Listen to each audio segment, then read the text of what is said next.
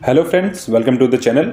आज है 27 दिसंबर 2023 और आज हम लोग डिस्कस करेंगे 27 दिसंबर 2023 से बनने वाले कुछ महत्वपूर्ण करंट अफेयर्स के क्वेश्चंस को। तो चलिए शुरू करते हैं। तो शुरुआत करते हैं आज के कुछ इंपॉर्टेंट हेडलाइन से। तो आज का पहला अपडेट है, कल 26 दिसंबर 2023 को वीर बाल दिवस मनाया गया। नेक्स्ट है, भारत का अंटार्कटिका स्थित मैत्री 2 अनुसंधान स्टेशन वर्ष 2029 तक सक्रिय हो जाएगा। नेक्स्ट है, हाल ही में खेल मंत्रालय ने विवादों में घिरी भारतीय कुश्ती संघ की नई बॉडी को सस्पेंड कर दिया है। नेक्स्ट है, हाल ही में India's movement changing power equation around the world पुस्तक को विदेश मंत्री एस जयशंकर द्वारा लॉन्च किया गया है। नेक्स्ट है, हाल ही में हिमाचल के मुख्यमंत्री सुखविंदर सिंह सुक्खू ने शिमला में विंटर कार्निवल का शुभारंभ किया है। नेक्स्ट है, हाल ही में केंद्र सरकार द्वारा विकलांगता श्रेणी की संख्या 3 से बढ़ाकर 5 करती है। नेक्स्ट है, हाल ही में केंद्रीय मंत्री अनुराग ठाकुर ने खेलो इंडिया यूथ गेम्स का शुभंकर को लॉन्च किया है। नेक्स्ट है, हाल ही में विश्व स्वास्थ्य संगठन यानी कि WHO ने कोरोना के नए वेरिएंट JN1 को वेरिएंट ऑफ इंटरेस्ट घोषित किया है। नेक्स्ट है, हाल ही में विश्व स्वास्थ्य संगठन यानी कि WHO ने सीरम इंस्टीट्यूट ऑफ इंडिया द्वारा निर्मित मलेरिया वैक्सीन को मंजूरी दी है। नेक्स्ट है, ब्रिटेन वर्ष 2027 तक कार्बन बॉर्डर एडजस्टमेंट मैकेनिज्म योजना शुरू करेगा। तो ये थे कुछ इंपॉर्टेंट अपडेट आज के। अब इनको हम आगे वीडियो में एक एक करके डिटेल में डिस्कस करेंगे। Let's go. आज का पहला अपडेट है, कल 26 दिसंबर 2023 को वीर बाल दिवस 2023 मनाया गया।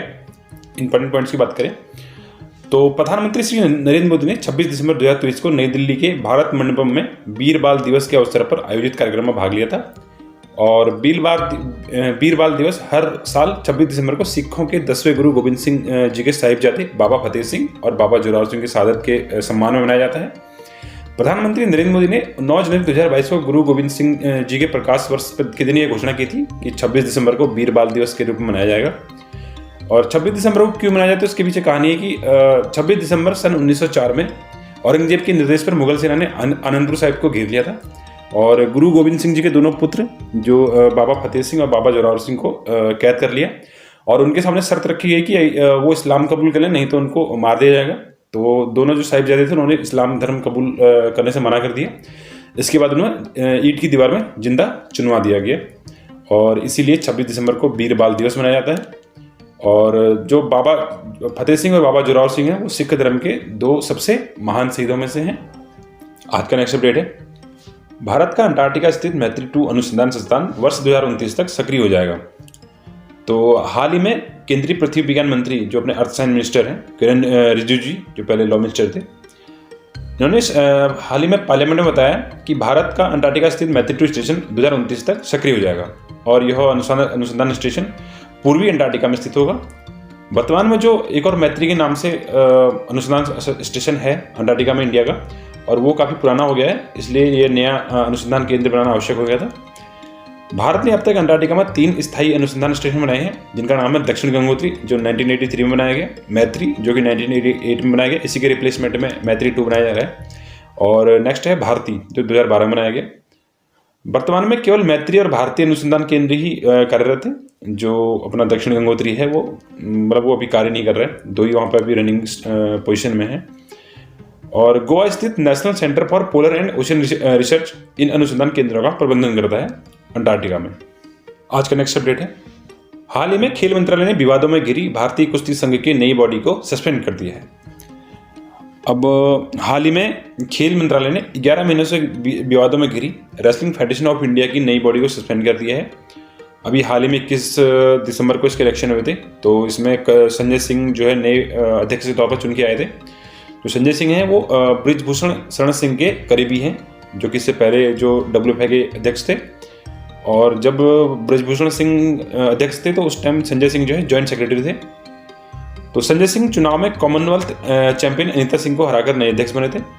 और ब्रिजभूषण सिंह के ऊपर कुछ महिलाओं ने अभी हाल ही में यौन शोषण के आरोप लगाए थे, जिसके बाद खेल मंत्रालय ने भारतीय ओलंपिक संघ से रेसलिंग फेडरेशन के मामलों में मैनेजमेंट के लिए एक एडहॉक कमेटी बनाकर चुनाव करवाने को कहा गया था।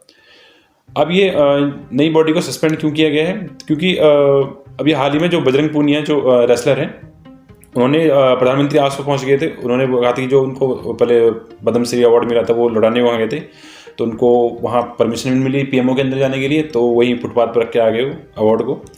और उससे पहले जो साक्षी मलिक है ये भी रेसलर है, तो उन्होंने कुश्ती से संजय सिंह के विरोध में कुश्ती से संन्यास लिया था। तो जिस वजह से जो खेल मंत्रालय ने इस नई बॉडी को ही सस्पेंड कर दिया है। आज का नेक्स्ट अपडेट है, हाल ही में India's moment changing power equation around the world पुस्तक को विदेश मंत्री एस जयशंकर द्वारा लॉन्च किया गया। इंपॉर्टेंट पॉइंट की बात करें तो हाल ही में विदेश मंत्री डॉक्टर एस जयशंकर द्वारा India's moment changing power equation around the world पुस्तक लॉन्च की गई है और इस पुस्तक को पूर्व भारतीय राजनयिक प्रोफेसर मोहन कुमार ने लिखा है। यह पुस्तक हाल ही में रूस यूक्रेन संघर्ष, व्यापार से लेकर जलवायु और युद्ध और शांति की जटिलताओं सहित कई विषयों को कवर किया गया इस बुक में और इस पुस्तक को हार्पर्स कॉलिंस द्वारा प्रकाशित किया गया है। और डॉक्टर मोहन कुमार की बात करें तो ये भारतीय विदेश सेवा के सदस्य रह चुके हैं। इसके अलावा अभी हाल ही में एक और बुक लॉन्च हुई जिसका नाम है a democracy in retreat revisiting the ends of power और ये पूरे जो कानून मंत्री हैं, केंद्रीय कानून मंत्री अश्विनी कुमार जी की पुस्तक है और ये हाल ही में नई दिल्ली में लॉन्च किया गया है। अश्विनी कुमार जी की बात करें तो अक्टूबर 2012 से मई 2013 तक देश के कानून मंत्री रहे। इस किताब के अनुसार लोकतंत्र में जवाबदेही महत्वपूर्ण है और यह किसी व्यक्ति के प्रति नहीं बल्कि संविधान की भावना के प्रति है। लोकतंत्र संयमित राजनीति की बात करता है और लोकतंत्र भारत में शीर्ष स्थान पर है। तो ये बातें इस किताब के अंदर कही गई हैं। आज का नेक्स्ट अपडेट है, हाल ही में हिमाचल के मुख्यमंत्री सुखविंदर सिंह सुक्खू ने शिमला में विंटर कार्निवल का शुभारंभ किया है। इंपॉर्टेंट पॉइंट्स की बात करें तो 25 दिसंबर को हिमाचल के मुख्यमंत्री सुखविंदर सिंह सुक्खू ने शिमला में विंटर कार्निवल का शुभारंभ किया है और क्रिसमस से न्यू ईयर तक चलने वाले 7 दिवसीय कार्निवल में दुनिया भर के से लाखों पर्यटक शिरकत करेंगे। विंटर कार्निवल की पहली नाइट देश के मशहूर हुनरबाज कार्यक्रम में धमाल मचाने वाले harmony of the pines Himachal police band के नाम रही। ये हिमाचल पुलिस का बैंड है जिसका नाम है हारमोनी ऑफ द पाइन्स। ये पहली नाइट जो है विंटर कार्निवल की वो इस ग्रुप के नाम रही, इस बैंड के नाम रही। इन्होंने काफ़ी परफॉर्म किया वहाँ पर। और विंटर कार्निवल में सुरक्षा के मद्देनजर शहर को 5 सेक्टर में बांटा गया है और एक्स्ट्रा 300 पुलिस ट्रूप्स भी वहाँ पर तैनात किए गए हैं ताकि कानून व्यवस्था सुचारू रूप से चलती रहे। आज का नेक्स्ट अपडेट है, हाल ही में केंद्र सरकार द्वारा विकलांगता श्रेणियों की संख्या 3 से बढ़ाकर 5 कर दी गई है। इंपॉर्टेंट पॉइंट्स की बात करें तो हाल ही में केंद्रीय मंत्री डॉक्टर जितेंद्र सिंह ने बताया सरकार ने विकलांग व्यक्तियों के आरक्षण के लिए विकलांगता श्रेणी की संख्या 3 से बढ़ाकर 5 कर दी है। पहले केवल 3 श्रेणियाँ थी जिसमें विकलांग व्यक्तियों को आरक्षण दिया जाता था और वो था अंधापन और कम दृष्टि, दूसरा बहरापन और सुनने में कठिनाई, तीसरा सेरेब्रल पॉलिसी, ठीक हुए कुष्ठ रोग, बौनापन, एसिड अटैक पीड़ित और मस्कुलर डिस्ट्रॉफी सहित लोकोमोटर विकलांगता। ये 3 श्रेणियाँ थी। अब इसमें 2 श्रेणियाँ और जोड़ दी हैं। चौथा है ऑटिज्म, बौद्धिक विकलांगता, विशिष्ट सीखने की विकलांगता और मानसिक बीमारी।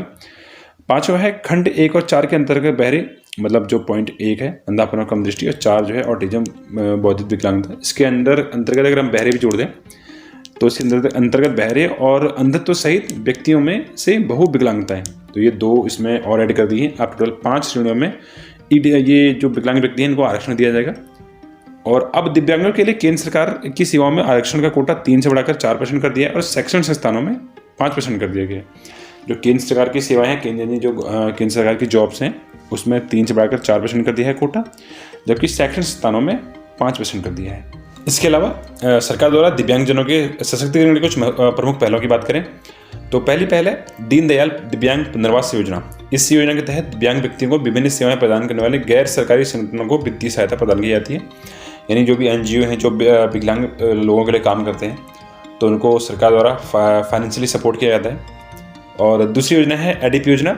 इस योजना की शुरुआत सामाजिक न्याय और अधिकारिता मंत्रालय द्वारा 1 अप्रैल 2017 को की गई थी और इस योजना का उद्देश्य विकलांगों के टिकाऊ, परिष्कृत और वैज्ञानिक रूप से निर्मित आधुनिक मानव सहायता और उपकरणों को खरीदने में जरूरतमंद दिव्यांगजनों की सहायता करना, इसका उद्देश्य है।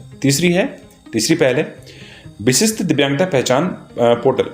इस परियोजना को राष्ट्रीय स्तर पर दिव्यांगजनों का डेटाबेस तैयार करने के लिए प्रत्येक दिव्यांग को एक विशिष्ट पहचान पत्र जारी करने के उद्देश्य से चलाया जा रहा है। यानी कि एक जो भी फिजिकली चैलेंज पर्सन है उसके एक यूनिक ID कार्ड उसका बना दिया जाएगा जिससे जो जितने भी फिजिकली चैलेंज लोग हैं देश में उनका एक डेटाबेस तैयार हो जाएगा ताकि इन फ्यूचर सरकार को उनके लिए कुछ अगर कोई योजना लानी हो तो उस डेटाबेस से ये पता चल जाएगी हाँ कितने फिजिकली चैलेंज लोग हैं, उस हिसाब से योजना लाई जाएगी और उसी हिसाब से योजना का डिस्ट्रीब्यूशन भी होगा। आज का नेक्स्ट अपडेट है, हाल ही में केंद्रीय मंत्री अनुराग ठाकुर ने खेलो इंडिया यूथ गेम्स के शुभारंभ को लॉन्च किया है। इंपॉर्टेंट पॉइंट्स की बात करें तो केंद्रीय युवा मामले और खेल मंत्री अनुराग ठाकुर ने चेन्नई में शुभंकर लॉन्च किया है और खेलो इंडिया यूथ गेम 2024 का शुभंकर मीरा मंगाई वेलु नाचियार को चुना गया। रानी वेलु नाचियार भारत में ब्रिटिश औपनिवेशिक सत्ता के खिलाफ लड़ने वाली पहली रानी थी और तमिल लोग उन्हें वीर मंगई के नाम से भी जानते हैं। खेलो इंडिया यूथ गेम्स का आयोजन जनवरी 2024 में तमिलनाडु में किया जाएगा और तमिलनाडु में आयोजित होने वाला 6वां खेलो इंडिया यूथ गेम्स है।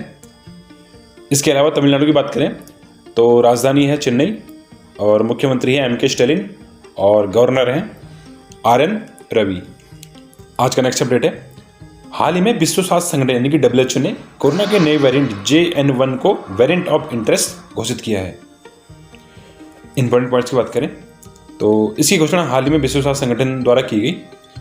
JN1 का पहला केस सितंबर 2023 में अमेरिका में सामने आया है और भारत में इसका सबसे पहला केस हाल ही में केरल में सामने आया था। JN1 ओमिक्रॉन के BA.2.86 वेरिएंट का वंशज है और विश्व स्वास्थ्य संगठन ने JN1 स्ट्रेन के बारे में बताया कि यह वेरिएंट दूसरों की तुलना में ज़्यादा अधिक आसानी से फैलता है।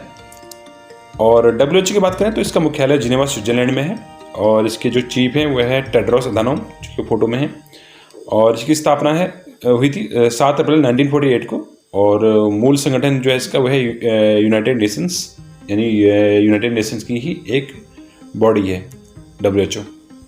आज का नेक्स्ट अपडेट है, हाल ही में विश्व स्वास्थ्य संगठन यानी कि WHO ने सीरम इंस्टीट्यूट ऑफ इंडिया द्वारा निर्मित मलेरिया वैक्सीन को मंजूरी दी है। अब इसके इंपॉर्टेंट पॉइंट्स की बात करें तो इस वैक्सीन को सीरम इंस्टीट्यूट ऑफ इंडिया ने ऑक्सफोर्ड यूनिवर्सिटी के सहयोग से विकसित किया है और इस वैक्सीन का नाम R21 मैट्रिक्स M है। इस वैक्सीन को विश्व स्वास्थ्य संगठन द्वारा प्री क्वालिफिकेशन सर्टिफिकेट भी प्रदान कर दिया गया है।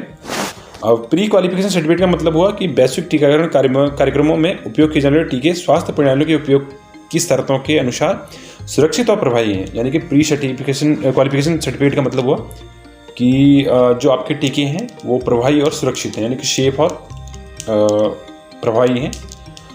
और यह संयुक्त राष्ट्र बाल अधिकार निकाय यानी कि यूनिसेफ द्वारा वैक्सीन खरीदने के लिए एक शर्त है और अफ्रीकी देश जो घाना है वह पहला देश होगा जहां यह वैक्सीन बच्चों को लगाई जाएगी। तो आज का नेक्स्ट अपडेट है, ब्रिटेन वर्ष 2027 से कार्बन बॉर्डर एडजस्टमेंट मैकेनिज्म योजना शुरू करेगा। अभी क्या है कार्बन एडजस्टमेंट मैकेनिज्म योजना और क्यों है, इंपॉर्टेंट पॉइंट्स की बात करते हैं इसके बारे में। तो हाल ही में ब्रिटेन ने घोषणा की है कि वह वर्ष 2027 से कार्बन बॉर्डर एडजस्टमेंट मैकेनिज्म योजना शुरू करेगा और इस योजना के तहत लोहा, इस्पात, एल्यूमिनियम, उर्वरक और सीमेंट पर कार्बन टैक्स लगाया जाएगा। अब ये कार्बन टैक्स क्या चीज़ है? तो यह किसी आयातित उत्पाद के उत्पादन के दौरान उत्पन्न कार्बन उत्सर्जन की मात्रा के आधार पर उस उत्पाद पर लगने वाला शुल्क है। यानी कि सीधे सीधे यह है कि आपने कोई प्रोडक्ट बनाया, उस प्रोडक्ट को बनाते टाइम आपने जो भी कार्बन जो आपने उत्सर्जित किया उसकी मात्रा के हिसाब से उस प्रोडक्ट पे ये ब्रिटेन टैक्स लगाएगा। बस यही है कार्बन टैक्स। और इस यह टैक्स लगाने से यह सुनिश्चित हो जाएगा कि अन्य देशों के स्टील और सिरेमिक जैसे कार्बन सघन उत्पादों को यूके में उत्पादित उत्पादों के बराबर कीमत का सामना करना पड़ेगा। जाहिर सी बात है, इसका मतलब है कि जैसे कोई अंडर डेवलप्ड कंट्री है, वहाँ का जो भी स्टील है या जो भी अलग कोई प्रोडक्ट है तो सस्ता ही होगा, क्योंकि अगर अंडर डेवलप है तो वहाँ पे ऑब्वियसली बात है उतनी महंगाई नहीं होगी, वो भी डेवलपिंग स्टेज में है तो वो प्रोडक्ट सस्ता होगा। और अगर जैसे वो ब्रिटेन में जाएगा तो ब्रिटेन में वो बिकेगा भी सस्ता, क्योंकि सस्ता ही आया तो सस्ता ही बिकेगा। और जो ब्रिटेन का उत्पाद है कहीं ना कहीं, क्योंकि ब्रिटेन एक डेवलप्ड कंट्री है, क्योंकि उनकी इकोनॉमी हाई है, तो कहीं ना कहीं वो प्रोडक्ट ब्रिटेन का प्रोडक्ट जो है उसके सामने टिक नहीं पाएगा, क्योंकि वो महंगा होगा।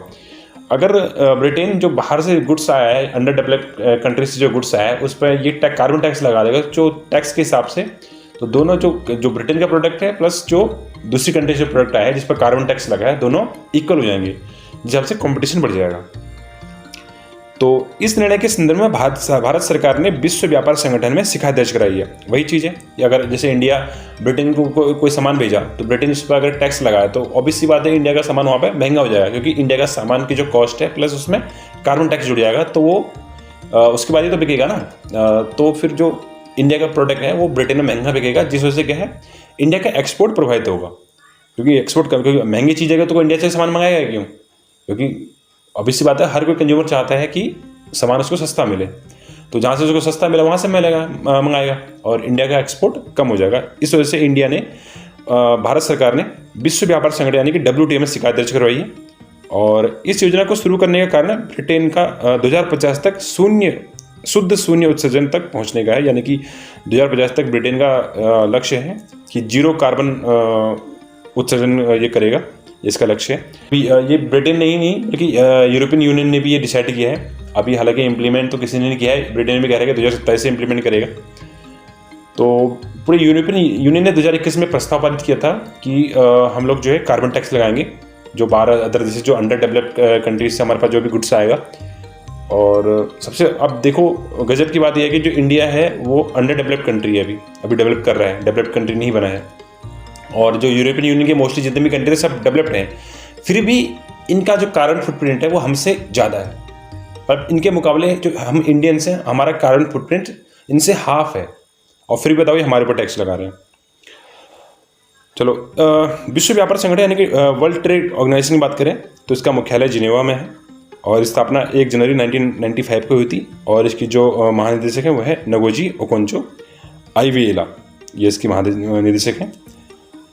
तो बस यही था आज के अपडेट्स। आई होप आपको वीडियो पसंद आएगी। अगर वीडियो पसंद आई तो वीडियो को लाइक करें, चैनल को सब्सक्राइब करें और वीडियो को शेयर करें ज़्यादा से ज़्यादा। और अगर आपको इसकी PDF चाहिए तो इसकी PDF आपको टेलीग्राम पर मिल जाएगी, लिंक वीडियो के डिस्क्रिप्शन में है, जाकर फॉलो कर लो। मैं मिलता हूँ आपको नेक्स्ट वीडियो में।